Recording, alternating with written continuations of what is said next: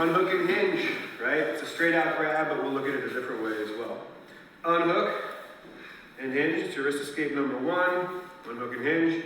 Usually, we'll also call it wrist escape number one because it's a one-arm grab. If she were to grab with the other hand, you can still do it. So this is a cross grip. She's coming across to grab it. You can still do it. It's somewhat hard to find, but you got to find that unhook. Where is it? It's going to be the closest direction to where her thumb ends, right? Like that. And then you can still walk in and get an angle out. One more time here. Straight out on this side. Unhook and hinge, right? The cross grip. These are all single-handed wrist escapes. Unhook and hinge, okay?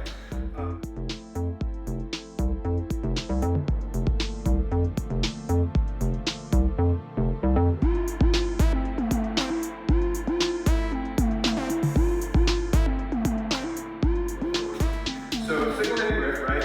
And then the second one comes in. I can't do the unhook and hinge no more. It does not work that way. I'm too sort of encapsulated and wrap all around my wrist. So I go over, top, pull free like this, right?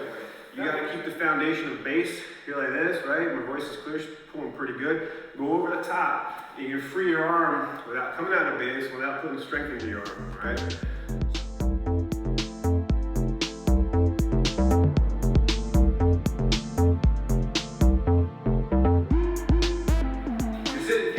Things are pretty bad. So you don't mind grabbing two hands again. When she's really pulling hard, now we have, home base cones over there today, and over there like yesterday is the bad place cone.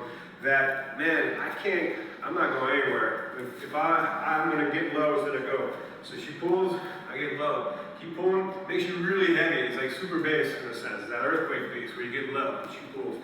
So I should be able to ground myself. If I was still trying to get pulled out of base from here, I have to sit through and make that connection here. Once I do, you want to let go when you're working with people because it sort of simulates that. It won't feel like anything happened if they keep holding on. But you gotta imagine the kind of stomp you can wield from here. And like we were talking about, even if you fall down from here, it's one of those deals where you go into ground control. So.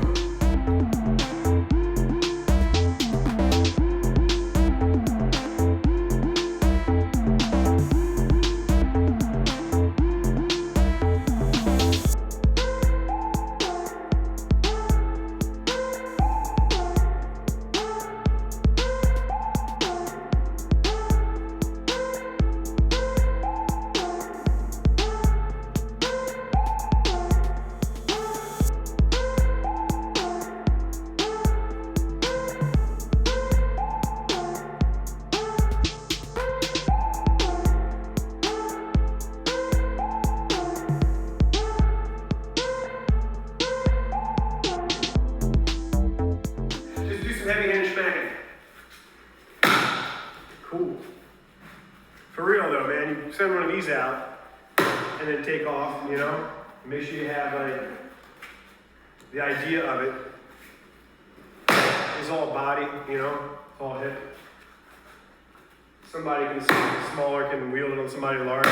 It's using the palm, not the knuckles, so you really don't hurt yourself. This is just practice of the actual strike, but this is the strike's most always done off of some kind of exchange. You could just throw it out there out of nowhere, but very frequently it's applied to wrist escapes, things like that. So any of the self-defense moves we do right now, this could be a follow-up. We call them a separation sequence. It's when you do your move or whatever, and there's a little bit of the sequence of how to separate from the person.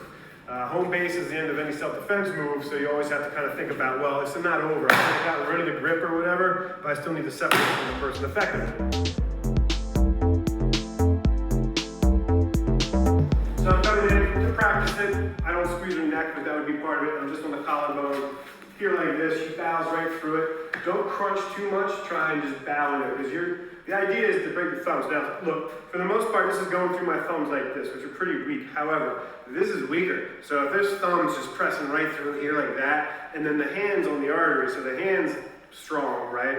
But this is pressing right into here. So as much as this move goes right through the thumbs, and it's a weakness on my part there, it doesn't necessarily help the idea just to know that you have to act on it. So when she bows through, it's important that she bows right from the waist. It feels different to me. If you sink and you crunch down at all, it's kind of, yeah, it feels a little bit about what I'd be trying to do is just kind of crush somebody down to the ground with that, more or less. You could stand there all day, but eventually say this was successful, the person starts to go out, you're crunching them to the ground with this. So bowing in on it, go in. That feels different to me. It feels like I talk about the soap jumping out of your hand, where it's like, I know the moves and all that stuff, but if I sign to myself, I'm the one who's doing that, it feels like a surprise, even though, like I said, I know the move, but the feeling is there. And I'm sensitive to it, because when I train Jiu Jitsu, I'm trying not to like let anything slip, right?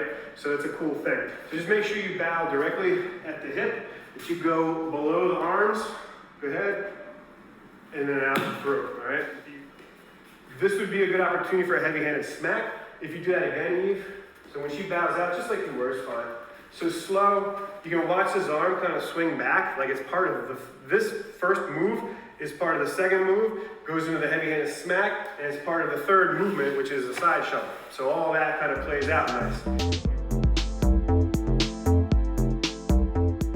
Deals with somebody just trying to walk in, see the grip's coming like this, just like that, right? And you can make a really good stomp. She could also do some scooting back, so stomp and scoot backwards. Boom, backs the person off, they try and walk in, she defends that space again. Cool. Okay. Then if somebody feels like they can't walk in because they get stomped every time, which works nice, they might try and walk around and see if they get the edge on that, get a little, corner and get away from that stomp. I can't do it because of this spin, right? So I'm hiding this, I'm going to make it a little bit more definitive hide, and just show, and you can see, you can do this and test this out. I'll never get around the corner on her because she's on the inside track. She can spin faster than I can walk around her, or even run around her. And I can't get close to her and do that because she can still get that first shin stomp, right? Good. Stomp. That's what we're talking about. So that's a really good solid stomp. You can probably hear the concussion in the air at home is real, right? One more time, spin, shin. Okay. So from here, the next question about that is, well, they can't walk straight in without a stomp, and they can't walk around without her being able to follow that with her stomp. So we start saying, well, how could somebody who has intent to get a hold of Ayla in some kind of grip way that she doesn't want, or pull her along, right? Which they would sort of, one after the other there, they grab to be pulled. So we start saying, well, how can somebody do that? They can't walk in, they can get around the side. So we start talking about her foot right about, extend your leg. Yes, I'm like right outside of where she could possibly kick, but if I dip down, I can still get a grip, and that's where your chin stomp comes in. When you do the chin stomp, as the coach, I'll sort of cue that, which means I'm dipping down through here to try and reach down. Again, it could be further away than she can reach with her feet, so she rocks back, right?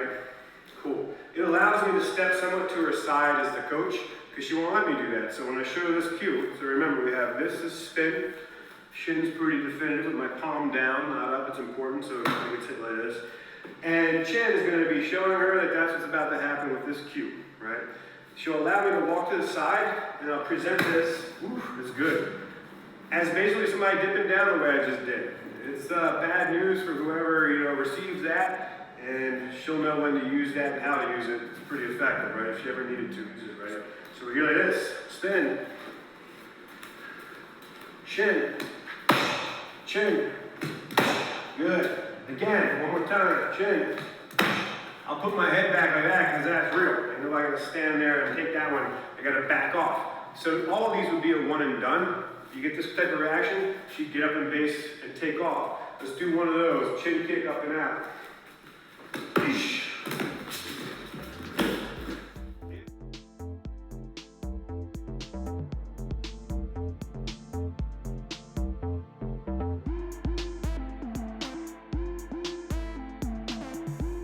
If I were to come in tackling, right, you do a tomonagi from here. So I come in, right when I come in the edge, she puts the feet on my hips, and knocks me out of here, right? You can get up and take off right after that. It really can toss me pretty far. And that's absolutely doable for our size difference. And it would be a mistake to create all that momentum going after her like that. She just keep me going. She knows what she's doing. Get a good kick here, so I get this close, right? So she starts putting her feet on my hips anyway. She doesn't have the momentum right now to necessarily throw me that way, like I didn't tackle her. I'm standing over her. So if I try to get a hold of her here, go ahead. she does the ankle, right? She's up and out of there. And if I sat up quickly, trying to get a second hold on her, I'd be right, I wouldn't even see her. Her foot would be right here with that level chin kick right now, okay? So that's what we're using to defeat somebody coming in and trying to put weight on us, all right?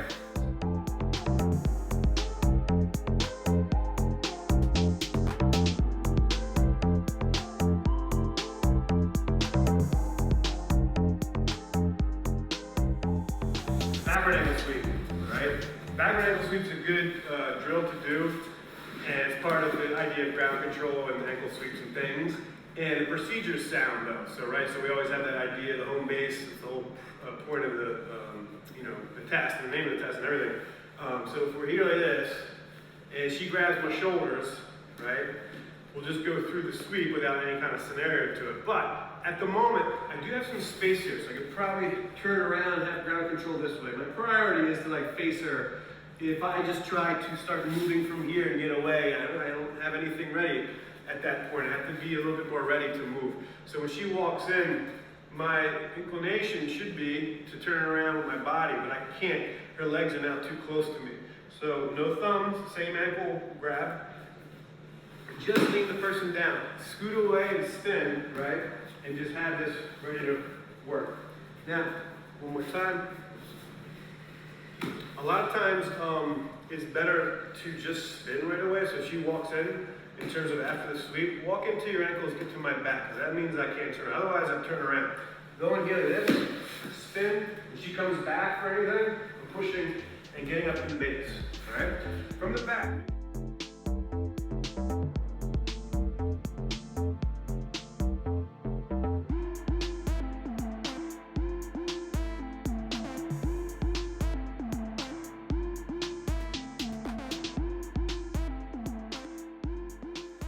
The ISAACS sisters through the red man test, which is the base test. This is sort of what that looks like. You get this on the chest. This elbow send-off can be done, and even sometimes some stomp kicks can be done with this on, right? It's, it's going to be me in this thing, so it's still a human being in there. And it's only so thick, so it's better than nothing, right? That's for sure. And then these can go on the shins. There's also a helmet and all these other things. But tomorrow we're just going to work some of the stuff that we did with them with the red man suit on, at least in terms of actually putting through a test and see how they do. You guys.